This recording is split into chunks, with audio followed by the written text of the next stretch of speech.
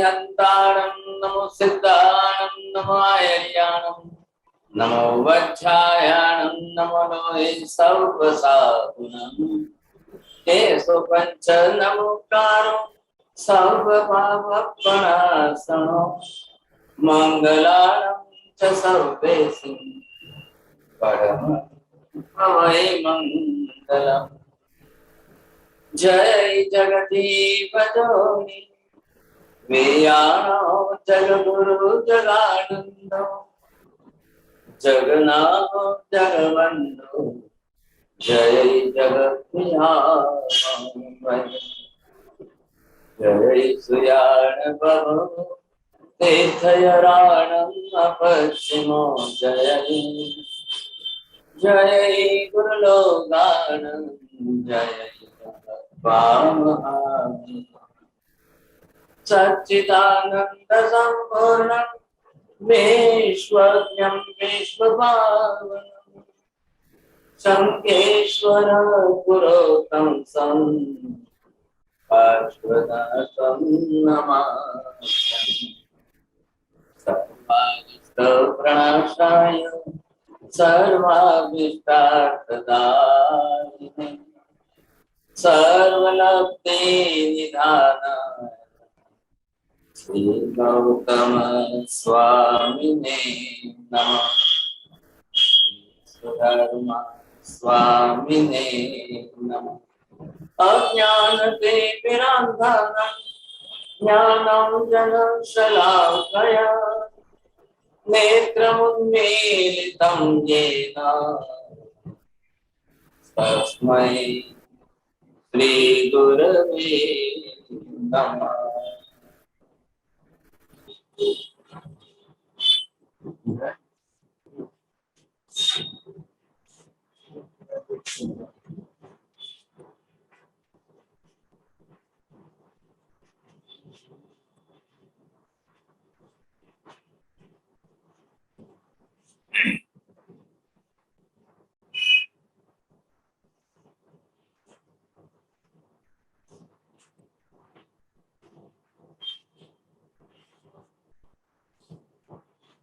जैन धर्म के अंदर भगवान का स्वरूप दो प्रकार का, एक अरिहंत परमात्मा है और दूसरे सिद्ध परमात्मा। अरिहंत भगवान सशरीरी होते हैं, सिद्ध भगवान अशरीरी होते हैं। अरिहंत परमात्मा के प्रातिहार्य होते हैं, अतिशय होते हैं। सिद्ध भगवान के प्रातिहार्य अतिशय नहीं होते हैं। अरिहंत भगवान तीर्थंकर नाम कर्म की विशिष्ट पुण्य प्रकृति वाले होते हैं। सिद्ध भगवान के कोई तीर्थंकर नाम कर्म की विशिष्ट पुण्य प्रकृति नहीं। अरिहंत भगवान हमारे लोक में सदैव विद्यमान होते हैं और सिद्ध भगवान लोकांत भाग के अंदर सिर्फ शुद्ध आत्म स्वरूप में होते हैं।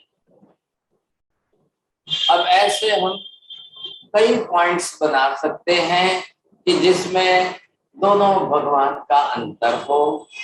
अरिहंत भगवान किसे कहते हैं, सिद्ध भगवान कहते हैं। लेकिन अब सवाल किसका है?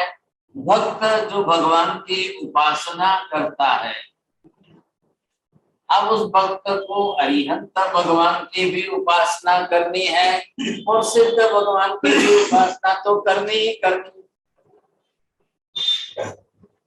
जब हम अरिहंत परमात्मा की उपासना करेंगे तब जो अरिहंत का स्वरूप है वो हमारी आंखों के सामने स्पष्ट रहता है।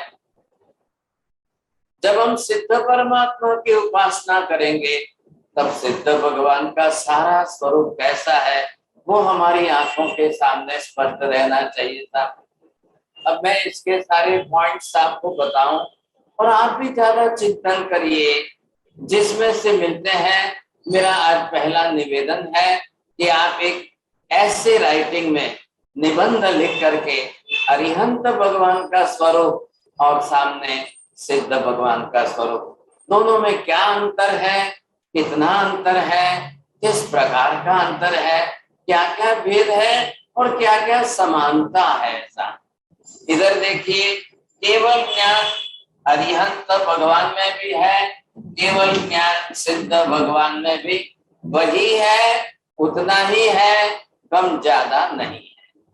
केवल दर्शन अरिहंत भगवान में भी उतना ही है और सिद्ध भगवान में भी उतना ही है।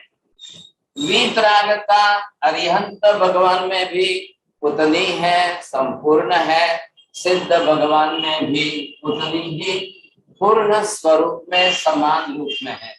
अनंत वीर्य गुण हम जिसको कहते हैं, ये सारे अरिहंत भगवान में भी है, सिद्ध भगवान में भी है, समान रूप से है। जो जो आत्मा गुण जितने हैं और जो जो आत्मा गुण जितने अनंत प्रमाण में है, वो अरिहंत भगवान के भी प्रकट है, सिद्ध भगवान के भी प्रकट है। इसलिए हम अरिहंत को आधे सिद्ध कह सकते हैं। आधे सिद्ध कहने का मतलब है सिद्ध भगवान के आठों कर्म का क्षय हुआ है,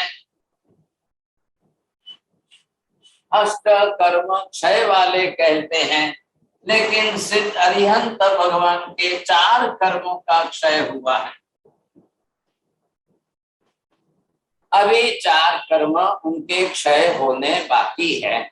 जैसे ही आयुष्य समाप्त होगा, अन्य बचे हुए 4 अघाती कर्म भी समाप्त हो ही जाएंगे, वही सिद्ध होने वाले हैं। तो अरिहंत भगवान ही कालांतर में सिद्ध होंगे। कब? जब आयुष्य कर्म का क्षय होगा। तो अब सिद्ध वापिस आकर के अरिहंत बनने वाले नहीं है। सिद्ध वापिस आकर के अरिहंत नहीं बनते हैं, अरिहंत ही सिद्ध बनते हैं। लेकिन इन सब बातों के अंदर एक बड़ी विशेषता क्या है? अरिहंत भगवान का तीर्थंकर नाम कर्म विशिष्ट प्रकार की पुण्य प्रकृति उदय में है, और सिद्ध भगवान के लिए तीर्थंकर नाम कर्म अब नहीं है, उनके लिए अब नहीं है। तो तीर्थंकर नाम कर्म की विशिष्ट पुण्य प्रकृति अरिहंत की। अब जब अरिहंत के लिए होगा तब क्या होगा? समवसरण की रचना होगी। अब समवसरण की रचना होगी, भगवान समवसरण में विराजमान होकर के देशना देंगे।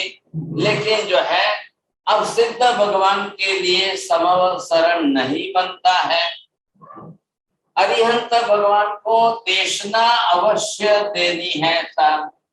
भगवान देशना देंगे। सिद्ध भगवान को तो शरीर ही नहीं है, उनको देशना नहीं देनी है। सिद्ध भगवान को शरीर ही नहीं है, शरीर, उनको देशना देनी नहीं है। अब अरिहंत भगवान तो देशना देंगे, देशना समवसरण में देंगे। तो समवसरण क्या है? It is one type of congregation temple, congregation hall. समवसरण तीर्थंकरों के लिए ही बनता है, स्पेशली ओनली फॉर तीर्थंकर। तीर्थंकर ही समवसरण में देशना देंगे। क्यों देंगे? उनकी विशिष्ट तीर्थंकर नाम कर्म की पुण्य प्रकृति के आधार पर। अब अरिहंत के लिए तो नहीं है, सिद्ध भगवान के लिए तो नहीं है, सिर्फ अरिहंतों के लिए है। अब ये आपने देख लिया, किस विषय में समानता है दोनों में और किस विषय में विषमता है, समानता नहीं। अब कहाँ बात चली कि भक्त जो है, अब वो भगवान की उपासना करे साहब, तो वो तो भक्त तो दोनों की करेगा, अरिहंत परमात्मा की भी करेगा, सिद्ध परमात्मा की भी करेगा साहब। अब अरिहंत परमात्मा की करेगा तो अरिहंत का स्वरूप लक्ष्य में लेकर के करेगा। सिद्ध भगवान की करेगा तब सिद्धों का स्वरूप लेकर के लक्ष्य में लेकर के करेगा तब। अब इस तरह से जो है भगवान की उपासना ये भक्त के लिए अनिवार्य आराधना है, अवश्य करणीय आराधना है। अब कैसे करेगा समझे कि नहीं? अब भगवान की आराधना उपासना जब करनी है तो भगवान की उपासना आराधना करने के लिए बहुत कुछ तरीके हैं साहब। यहाँ हमारे यहाँ पर एक जैन शास्त्र के अंदर the philosophy of Jain yoga है। तो योग विमशिका शास्त्र के अंदर एक छोटा सा सूत्र लिखा है, मुख्येण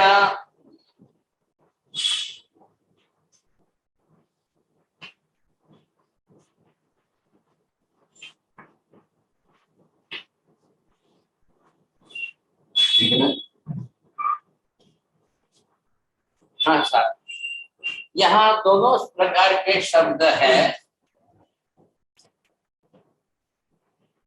मुख्येण जोएडाओ जोगो, ये दिस इज अर्धमागधी लैंग्वेज, प्राकृत में है और दोनों ही शब्द इसके अंदर है। तो यहाँ पर आप देखिए पहले शब्द क्या है, ये शब्द आ गया मोक्ष।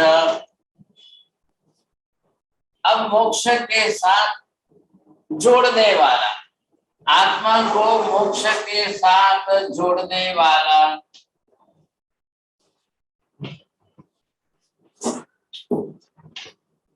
ये योग है। जो आत्मा को मोक्ष के साथ जोड़े वो योग है। अब समझिए आप, ये जैनिज्म की स्पेशल डेफिनेशन फॉर योग की है सर। अभी आप क्या समझ गए यहाँ पर, द बेसिक डेफिनेशन ऑफ योग, मोक्षेण जोएणाओ जोड़। एक इतनी डेफिनेशन सबको याद रह जाए तो बहुत बड़ी बात। मोक्ष के साथ जोड़ने वाला जो भी है वो योग है। अब ऐसे योग के अंदर जो है कितने कितने प्रकार के योग हो सकते हैं, कैसे कैसे योग हो सकते हैं, कौन कौन से योग जो है वो आत्मा को मोक्ष के साथ जोड़ सकेगा। अब ये हाथ स्वरूप देखिए यहाँ पर, और हमको ये ख्याल आए कि ये आत्मा का शुद्ध स्वरूप। अब यहाँ पर आपको ये ख्याल आया कि ये मोक्ष है। अब मोक्ष को जो मोक्ष के साथ आत्मा को जोड़ना है, अब वो कैसे जोड़े, किस तरह से जोड़े समझे। तो इसके साथ जोड़ने के लिए हमको क्या करना है, अब ऐसे मोक्ष के साथ जोड़ने वाले जो है कौन कौन से योग हो सकते हैं। एक बड़ा अच्छा जो है जिसको हम ज्ञान योग कहते हैं, एक बड़ा अच्छा जो है वो है भक्ति योग है।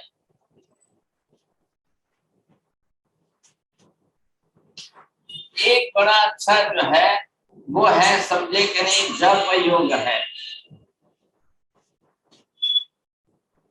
एक अच्छा योग जो है वो ध्यान योग है। एक बड़ा अच्छा जो है वो है तप योग।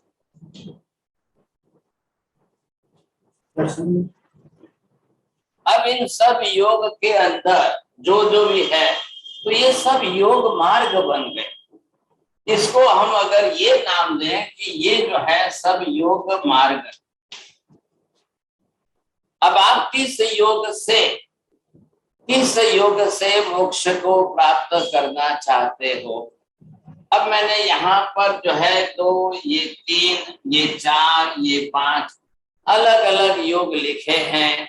बताइए आप इसमें से आपको कौन सा ज्यादा आसान और सरल योग लगता है, बोलेंगे विजय भाई। भक्ति योग। चलो, एक जने को भक्ति योग लगता है, और किसी को कौन सा लगता है माता जी आपको। साहिब जी मुझे ज्ञान योग, भक्ति योग और ध्यान योग तीनों। चलो प्रवीण भाई आपको ज्ञान योग। ज्ञान योग, वाह वेरी गुड। चलो साहिब जी ज्ञान योग, भक्ति योग एंड जप योग, 3 योग। चलो पुष्पा जी गड़ा आपको ज्ञान योग, भक्ति योग और जप योग। Very good. चलो टीना बहन आपको भक्ति योग साहिब जी। चलो अब मैं आपको ये पूछना चाहता हूँ, ये योग सब है, अब इसमें से सबसे आसान और सरल योग कौन सा है और सबसे कठिन से कठिन योग कौन सा है, बताइए। तप योग। नहीं, मैंने जो पूछा है सबसे आसान सबसे सरल कौन सा है और सबसे ज्यादा कठिन कौन सा है। कठिन तप योग हो गया। हाँ, तप योग। तप योग आपको बहुत कठिन लग रहा है, बोलो। ज्ञान योग सबसे कठिन है।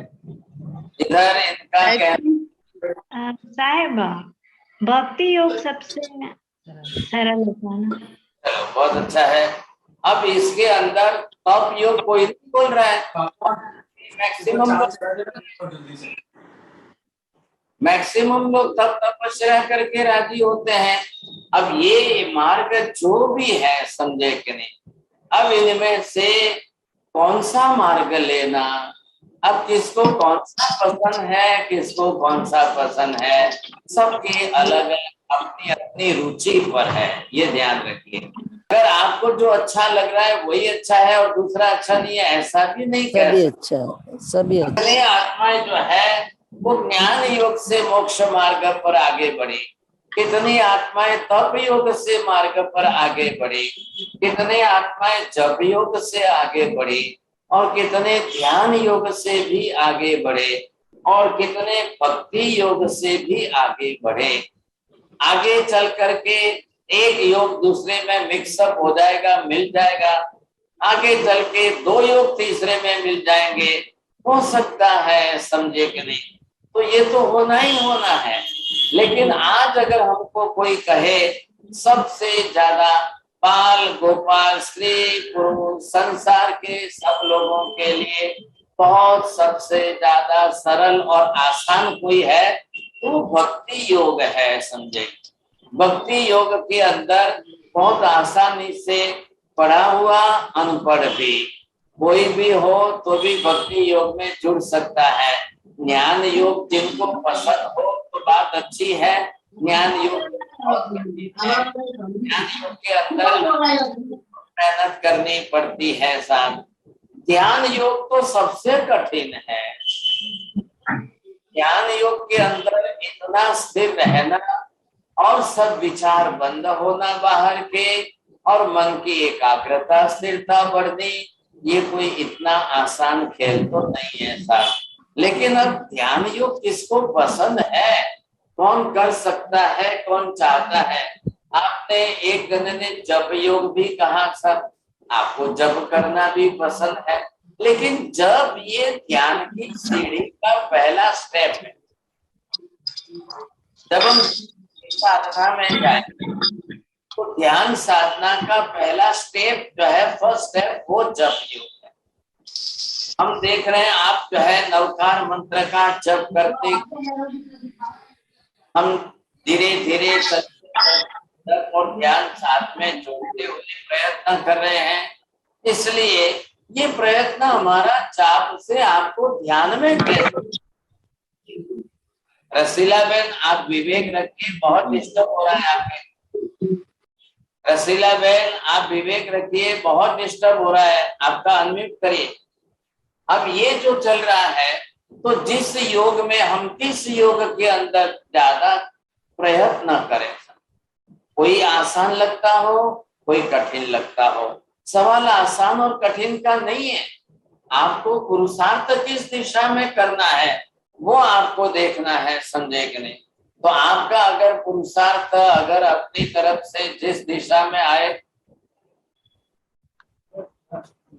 अब इस तरह से अगर हम करने पर यहाँ पर जो है ये हमको ख्याल आए, आप कल एक में से दूसरे में जाना अनिवार्य, आप ना नहीं कहेंगे। आपको आज आसान लगता है लेकिन कल दूसरा योग भी आपको प्राप्त करना उतना ही अनिवार्य। ऐसे स्थिति में अब आप कल जो है किस योग में जाना चाहे तो आपको ये सोचना है कि ऐसी स्थिति के अंदर हम कौन सा योग प्राप्त करें।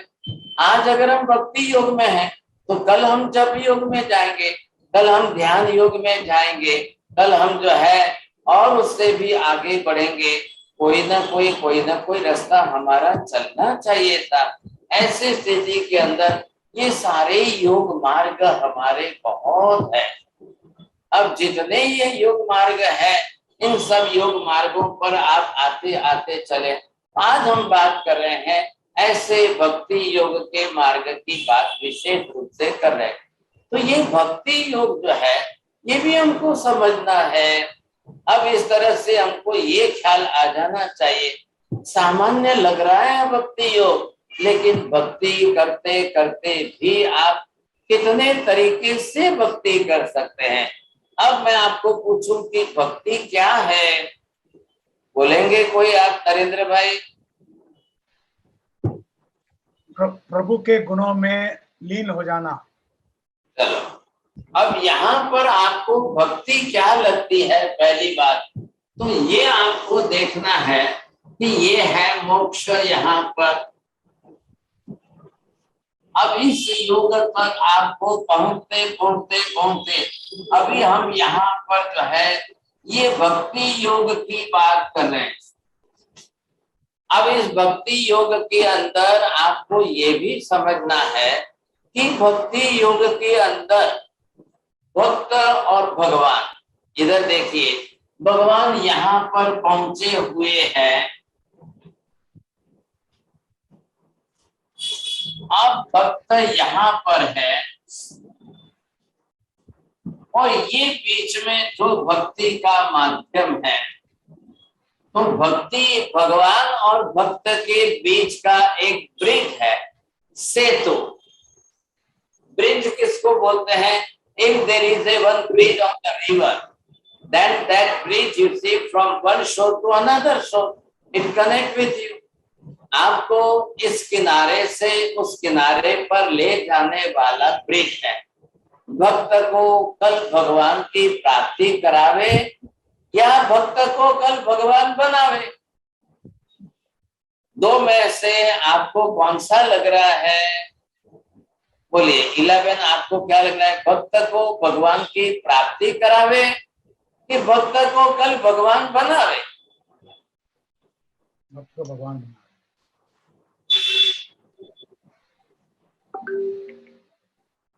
भक्त को भगवान बनावे।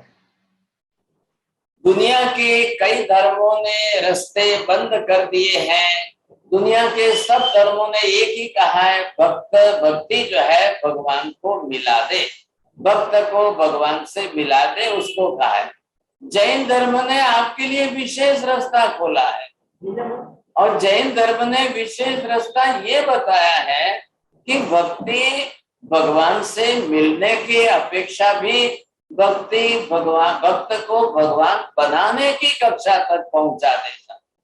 जैन धर्म ने सबके लिए रास्ते बंद नहीं किए हैं, सब रास्ते खुले रखे हैं।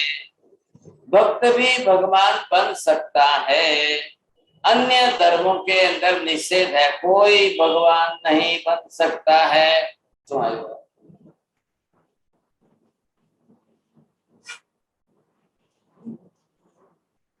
अब भगवान जब बनना है तो ये भक्ति है। तो इधर क्या होगा कि एक तरफ भक्ति, एक तरफ आपको भगवान भक्ति जो है, एक तरफ भक्ति आपको भक्त के साथ भी है, आपके साथ संबंध है, दूसरी तरफ आपका भगवान के साथ भी संबंध है। तो ये ब्रिज बंद करके अब क्या करेगा? भगवान को आपकी तरफ कैसे जोड़े और भक्त को इधर ले जाकर के भगवान के साथ कैसे जोड़े। आप मेरा एरो देखिए यहाँ पर ब्लैक बोर्ड पर। अब आपको समझ में आ रहा है कौन सा इजी लग रहा है? भक्त जाकर भगवान से जुड़े वो इजी है कि भगवान आकर के भक्त के साथ जुड़े वो ज्यादा इजी है? मैं पूछ रहा हूं, आपको बात समझ में आ रही है? दिनल बेन अजमेरा, आपको कौन सा इजी लग रहा है? भक्त जाकर भगवान के साथ जुड़े इसको भक्ति कहना कि भगवान आकर के भक्त के साथ जुड़े उसको भक्ति कहना? भगवान से जुड़े उसे भक्ति कहना। Very good. आपको क्या लग रहा है प्रवीण जी? भाई भगवान भक्त से कैसे जुड़ेगा? कैसे जुड़ेगा? चलिए दीपक भाई क्या बोलना है? भगवान भक्त भक्ति કરીને भगवानને મેળવે। हाँ जी, ये बात समझ लीजिए आप। लोग अपेक्षा, आशा, इच्छा क्या रखते हैं? कभी तो भगवान आएंगे, कभी तो भगवान आएंगे, मैं इतने वर्षों से भक्ति कर रहा हूँ, आज नहीं तो कल, आज नहीं तो कल।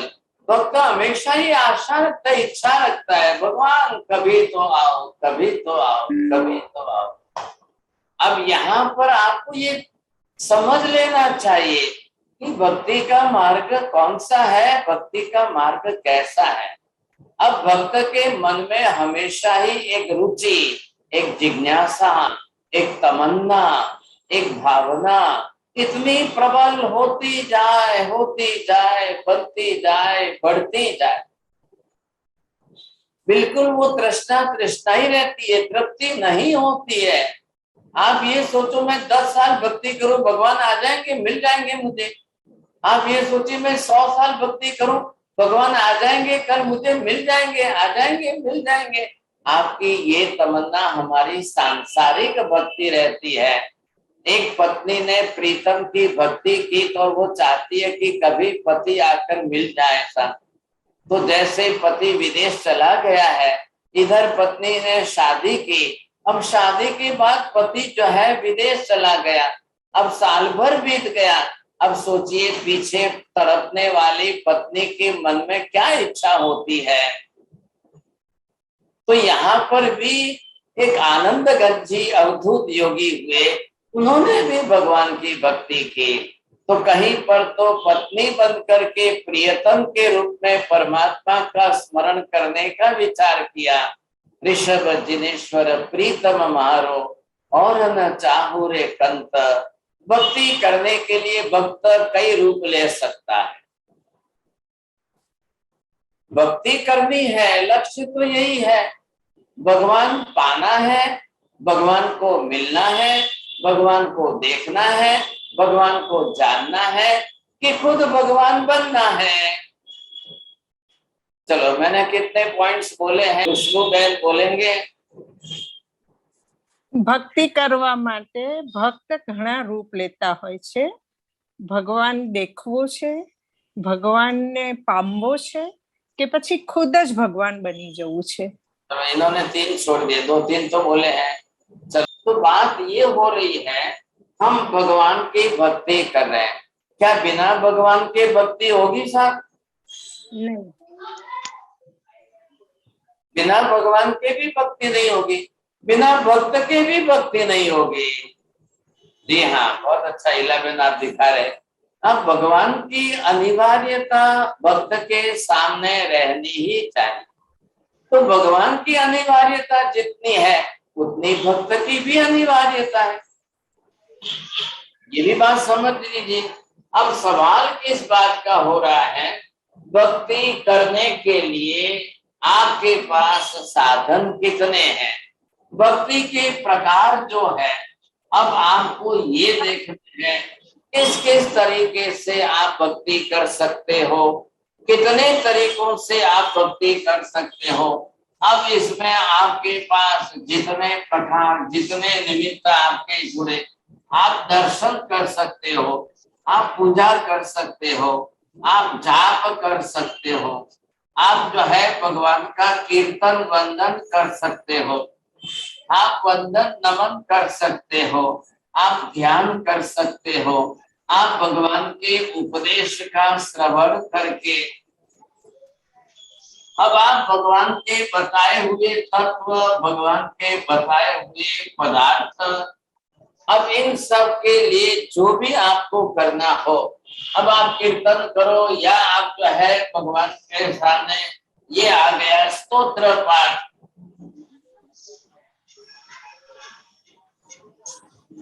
अब कीर्तन के अंदर जो है ये आ गया भजन।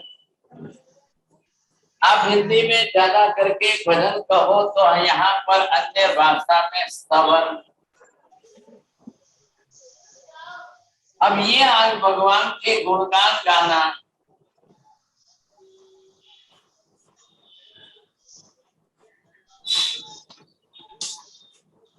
इतने सब तरीके में से आप देखिए।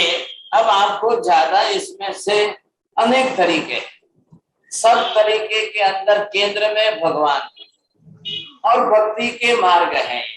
भक्ति के मार्ग में भगवान सबके अंदर है। देखिए आप इधर, तो आपको ये पता चलेगा। अब दर्शन करना, जिन प्रतिमा मंदिर है, मूर्ति है, प्रतिमा है, प्रतिष्ठा है, सब कुछ इतना उत्तम प्रकार से सजाया है। आप भगवान के दर्शन करते बड़ा आनंद से। आप पालीताना गए, तीर्थ पर गए, जहां भी गए साहब, आपके भावों का ऊंचा चढ़ना, उद्रेक होना बहुत अच्छा है। आपने भगवान की पूजा की, उत्तम द्रव्यों का उपयोग करके मन भर के भगवान की भक्ति पूजा से की।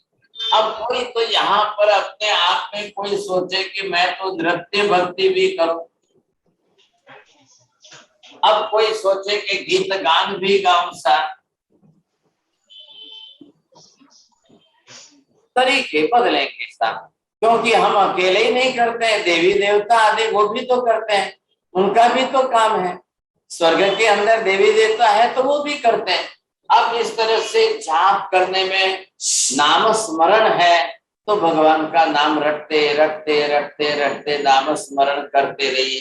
अब आप कीर्तन, कीर्तन करने में क्या है, जिसके अंदर स्तवना, भजन, गाना जो है, संगीत जुड़ जाता है, और संगीत के साथ जब आप गाते हैं तब वो इधर आपका भजन भी आया, स्तवन भी आया, गीत गान भी आया। स्वर्ग के अंदर देवी देवता भी भगवान के समक्ष भक्ति करते हुए गाना, नाचना, बजाना, कूदना, ये भी सारी क्रिया वहां करते हैं। जब यहाँ से भगवान को जन्माभिषेक महोत्सव के लिए इंद्र महाराज मेरू पर्वत पर ले गए तो उन्होंने वहां पर अभिषेक किया, ये पूजा हो गई, और उसके बाद में गीत गान आदि किया, और उतनी तल्लीनता से था, क्योंकि किसी भी तरीके से लीन होना है, और लीन होने का मतलब क्या है, हम अपना विस्मरण करें और प्रभु का स्मरण करें। आ रहा है ख्याल में आपको? बोलिए जिनल बहन, बोलेंगे आप? कि भक्ति भक्ति करते करते अपना खुद का विस्मरण होना और प्रभु जी का स्मरण होना, वेरी गुड, ऐसी भक्ति होनी चाहिए। हाँ, ये अगर तरीका हम सीख ले, उद्देश्य हमको जहाँ हमारे अहंकार का विस्मरण हो और प्रभु के अरहम भाव का स्मरण सदा होता रहे, ये है भक्ति का। अब वही सबके अंदर है, ये सब प्रकारों में वही है मुख्य उद्देश्य। तो आप समझ रहे हैं, इन शब्दों को देखेंगे, आपने कभी इन शब्दों पर थोड़ा सा ध्यान दे करके प्रकार समझने की कोशिश करना। मैं 2 शब्द लिख रहा हूं, अब ये शब्द क्या लग रहा है आपको? ये शब्द आपको क्या लग रहा है? बोलिए पारुल बहन, देखो अब ये बोलेंगे तब आपको क्या आएगा। One is aham and the other one is arham. Now what is the difference between two? Aham is हमारा खुद का ईगो है, and arham is अरिहंत भगवान या देखिए यहाँ थोड़ा सा ध्यान दीजिए, ये सांप की फना है, this is the fan of a snake. जिसने अहंकार किया तो उसके ऊपर वही सांप की फना ऊपर से बैठ करके आपको काट रही है। अहंकार मत करो, अहंकार छोड़ो, अहम भाव छोड़ो। कहीं आप नाम जपते जपते मिस्टेक न कर बैठे। ओम नमो अरिहंतानम, ओम ह्रीं श्रीं अरहम नमः, ओम ह्रीं श्रीं अहम नमः, ओम ह्रीं श्रीं अरहम नमः, ओम ह्रीं श्रीं अहम नमः। आपको मेरे बोलने में शब्दों का ख्याल आया जी? कहाँ गलती हुई माता जी, मैंने कहाँ गलती की? बोलिए। अरहम की जगह आपने अहम बोला कि ओम अहम नमः। अरे भाई साहब, हमारे जाप करते करते ये गलती न हो जाए। वो हिंदू लोगों में कहते हैं राम राम राम राम राम राम, એટલે मरा मरा ना बोल जाओ आप।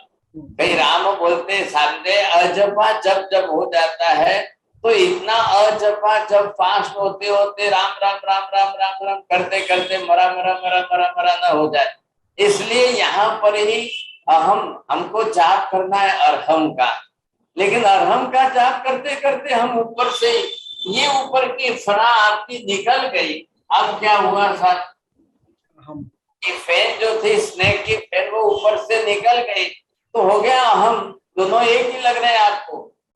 ये अहंकार, ये अहम भाव का विस्मरण होना और अहम भाव का सदा स्मरण रहना, ये जाप में भी होना चाहिए, दर्शन में होना चाहिए, पूजा में होना चाहिए, ये स्तोत्र पाठ में होना चाहिए, ये हमारे कीर्तन वंदन में होना चाहिए, भजन में होना चाहिए, स्तवन में होना चाहिए, गीत गान में होना चाहिए। कल आप बोलो मैं तो नृत्य करता हूँ, करिए साहब। आपको भी तो मालूम है ना कि किस मीरा ने जो है श्री कृष्ण के स्मरण में कैसी भक्ति की, वो किस तरह से स्मरण करती रही। तो वहां उसने क्या किया, अपने अहंकार का विस्मरण और सतत उसको जो है गिरधर का स्मरण होता रहे, ये लक्ष्य रखा। तो मीरा की भी भक्ति थी। अब यहाँ पर हम क्या करेंगे, कल आप ध्यान करोगे साहब, कल ध्यान करोगे, फिर आप पुनः स्मरण करोगे, तरीका कोई भी बदलिए। अब कल आप उपदेश, जिनेश्वर परमात्मा का उपदेश क्या है, अब उपदेश में भगवान ने तत्व क्या दिया है, भगवान ने जो है पदार्थ स्वरूप कैसा बताया है, ये आपको समझना है। तो अब यहाँ पर विशेषता जो है, ये भगवान की भक्ति करने वाले, अब ऐसे प्रभु के जो भक्त है, इन भक्तों के अंदर एक भक्त जो थे वो आनंद घन जी थे।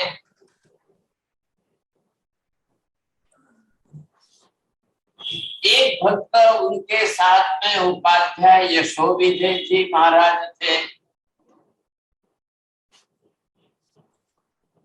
और एक भक्त तीसरे आए वो थे देवचंद्र जी।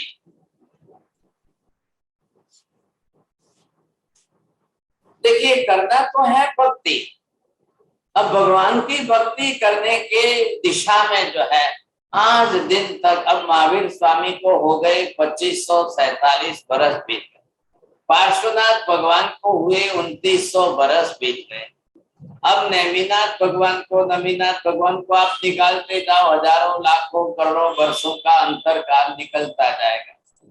अब इतने काल के अंदर भक्ति करने वाले एक नहीं, सैकड़ों हजारों लाखों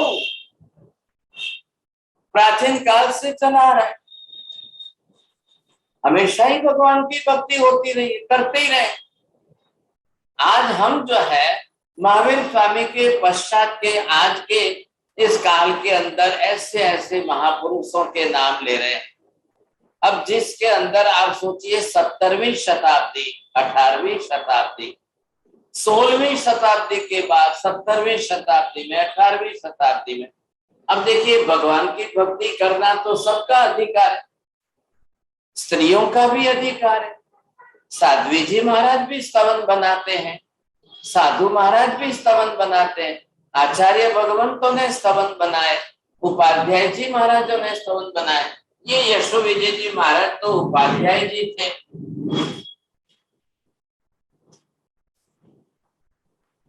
अब ये किसकी पदवी क्या है, डिग्री क्या है, उससे हमको मतलब नहीं है। पदवी किसने क्या ली, देवचंद्र जी महाराज भी जो है ये भी उपाध्याय जी महाराज के रूप में थे, वाचक, इनको भी नाम दिया गया, समझे।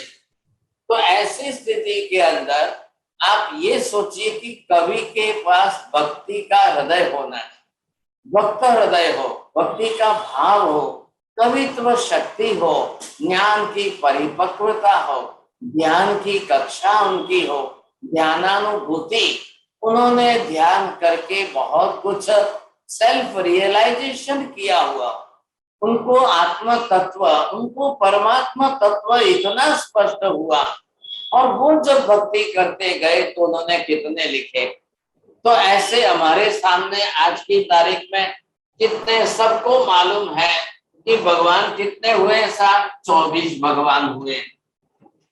अब इन 24 भगवान के नाम को लेकर के एक एक भगवान का एक एक स्तवन बनाया जाए और उनके गुणगान गाए जाए।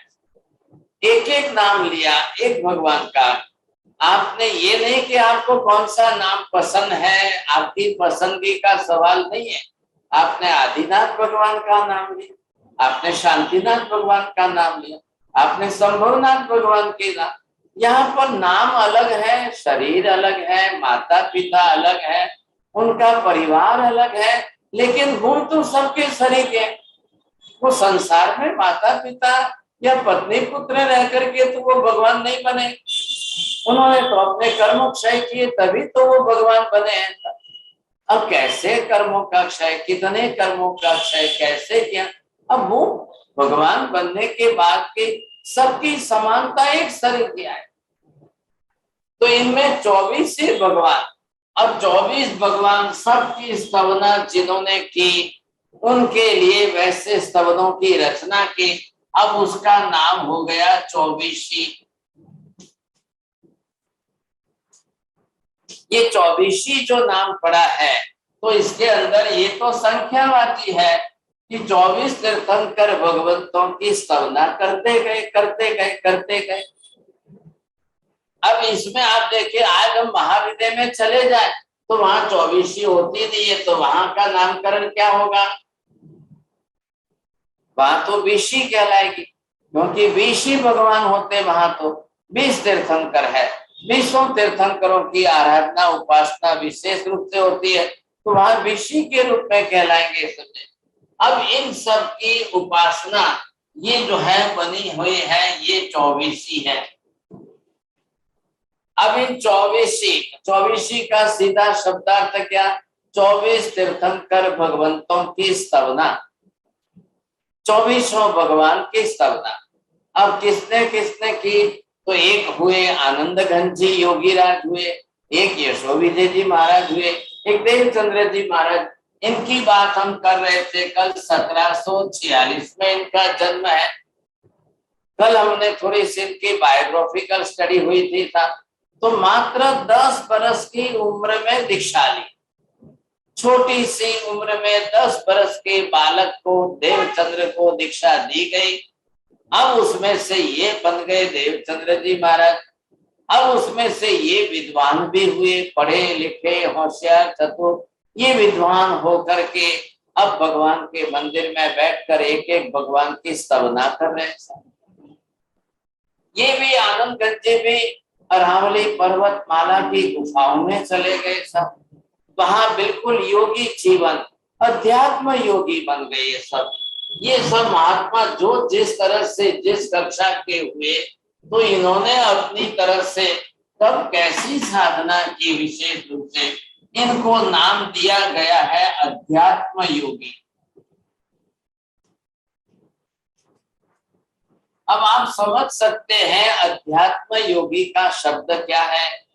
जिन्होंने आत्मा के निकट आत्म तत्व को प्राधान्य रखकर आत्मा की पहचान बनाते हुए, आत्मा को परमात्मा के साथ जोड़ते हुए, परमात्मा को आत्मा भाव के साथ जोड़ते हुए, वो जो सारी तल्लीनता लाए और उसको स्तवनों में ला करके जोड़ दी, उसको अपनी साधना में ला करके जोड़ दी, ऐसे है वो अध्यात्म योगी बन गए सा। ये महात्मा विशेष करके आनंद घन जी और ये देवचंद्र जी, ये दोनों ऐसे कक्षा के अध्यात्म योगी बन गए। अब आप इनको ये शब्द दीजिए और शास्त्र में दूसरा शब्द तीसरा आया कि ये अवधूत योगी बन गए।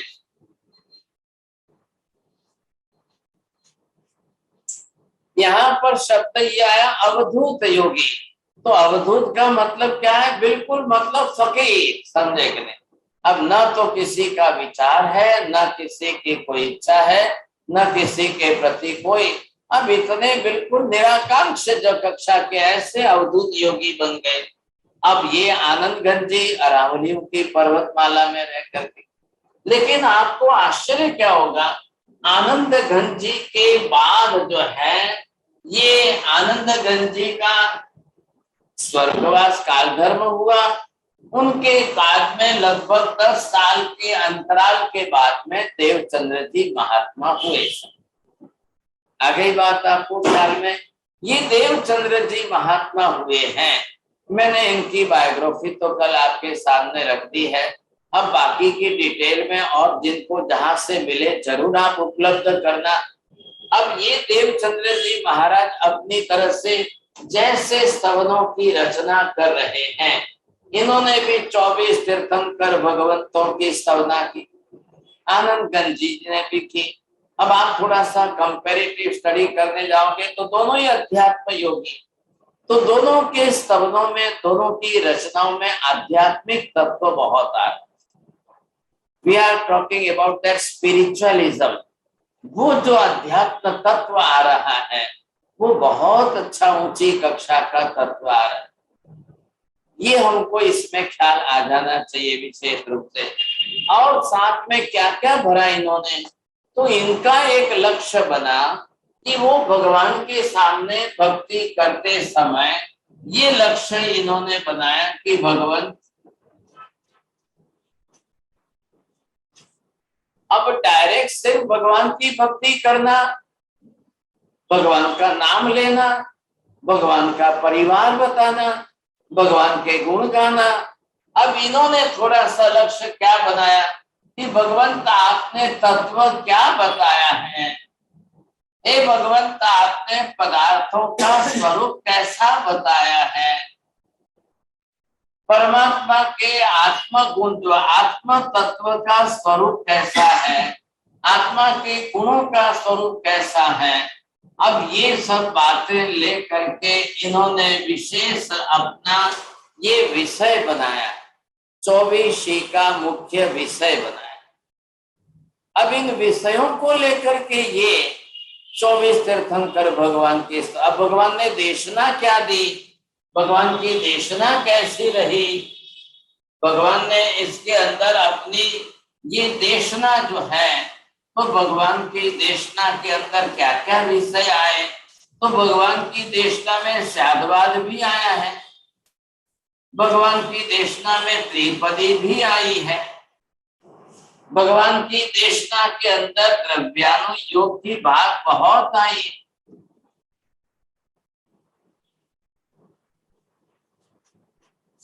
भगवान की देशना के अंदर पदार्थों का स्वरूप आया है, भगवान की देशना के अंदर तत्व की बातें आई हैं। तो ये देवचंद्र जी क्या कह रहे हैं कि मैं खाली भगवान के नाम की माला नहीं गिन रहा हूं, मैं भगवान के बताए हुए इन पदार्थों को, तत्वों को, त्रिपदी को, द्वादशांगी को, इन सारे विषयों को मैं भगवंत आपका बहुत बड़ा उपकार मानता हूँ। आपने स्यादवाद का क्या गजब का जबरदस्त स्वरूप बताया, ये इनके दिमाग में बात बैठ गई। अब वो इस तरीके से स्तवनों की रचना करके बात कर रहे हैं। हमने देवचंद्र 24 का विषय क्यों लिया है, हमको ये सारी चीजें समझनी है। किसी को प्रश्न पूछना हो।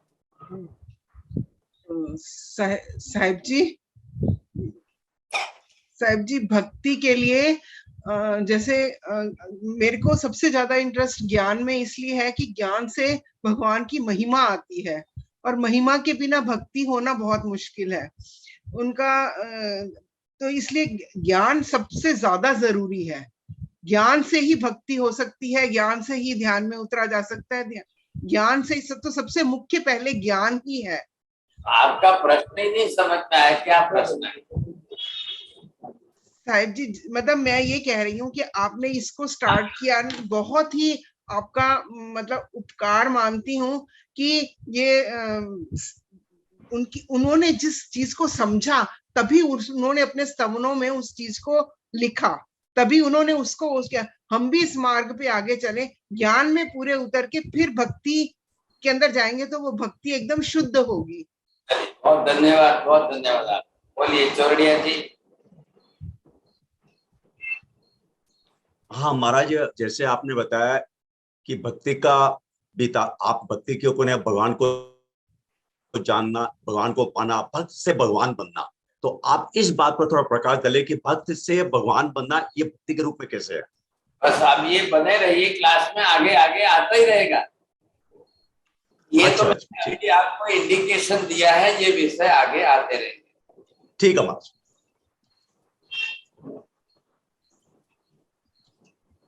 बोलिए आगे कौन? कांति भाई बोल। हाँ महाराज साहब, मत्तेरदानी, कई बार ज्ञान जो होता है हम ज्ञान को आगे मान लेते हैं। काफी लोग 24 पढ़ लेते हैं, कर लेते हैं, लेकिन उसका अर्थ नहीं जानते हैं। तो आप जो अर्थ सिखा रहे हो ये बहुत ही बड़ा काम है। लेकिन इसमें दर्शन यानी श्रद्धा, आप में जब श्रद्धा आ जाती है तो आप वो पढ़ाई करोगे तो आपको ज्यादा समझ में आता है। इसलिए दर्शन का भी इतना उपयोग है जितना ज्ञान का है। ये बात सही है? I think. हाँ जी, बरोबर, बिल्कुल सही है। हाँ जी, बोलिए पुष्पा बहन। मतलब वंदना साहिब जी, आपने बोला कि देवचंद जी को वाचक उपाध्याय कहा था, तो वाचक उपाध्याय का मतलब क्या होता है? देखिए, वाचक वाचना देने वाले होते हैं, वो वाचक है। और उपाध्याय जी तो आप जानते हो कि आचार्य से छोटी डिग्री उपाध्याय जी की है। तो वाचक और उपाध्याय जी both are the similar word, समानार्थक ये दोनों सारा। विजय भाई बोलो। साहब जी, ये आपने इतनी क्रिया बताई भक्ति की, तो क्या मेरे दैनिक जीवन में भी हर क्रिया भक्ति हो सकती है? हर क्रिया भक्ति नहीं हो सकती है। दैनिक जीवन की सब क्रिया वो कर्म योग है। आप उसको कर्म योग कहिए, वो अलग हो गया था। यहाँ पर ये अलग है बस। नमो हरियंताणम, नमो सिद्धाणम, नमो हरियाणम, नमो वज्रायाणम, नमो लोहे सर्वसारणम, एषु वंच नमोकारो सर्वभावपणासनं, मंगलानं च सर्वेषां परमं हवै मंगलम्। मंगलम भगवान वीरो, मंगलम गौतम प्रभु, मंगलम स्थूलिभद्राद्या, जैन धर्मोस्तु मंगलम। चत्तारि मंगलम, अरिहंता मंगलम, सिद्धा मंगलम, साहु मंगलम, केवली पन्नतो धम्मो मंगलम। चत्तारि लोकोत्तमा, अरिहंता लोकोत्तमा, सिद्धा लोकोत्तमा, साहु लोकोत्तमा, केवली पन्नतो धम्मो लोकोत्तमो। चत्तारि शरणं भवजामि, अरिहन्ते शरणं भवजामि, सिद्धे शरणं भवजामि, साहु शरणं भवजामि, केवली पन्नतं धम्मं शरणं भवजामि। सर्वमंगल मांगल्यं सर्वकल्याण कारणं, प्रधानं सर्वधर्माणां, जैनं जयति शासनम्।